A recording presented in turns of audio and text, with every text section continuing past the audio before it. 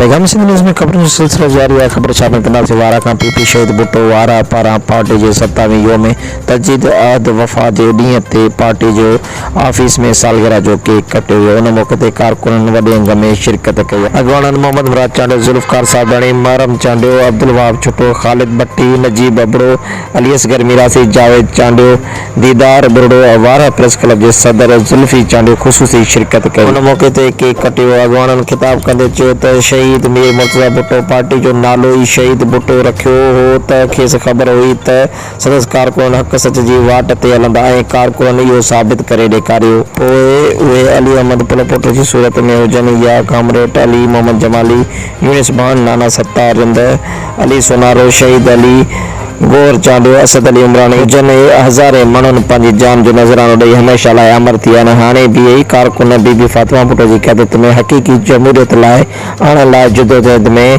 मैदान में अमल आहिनि।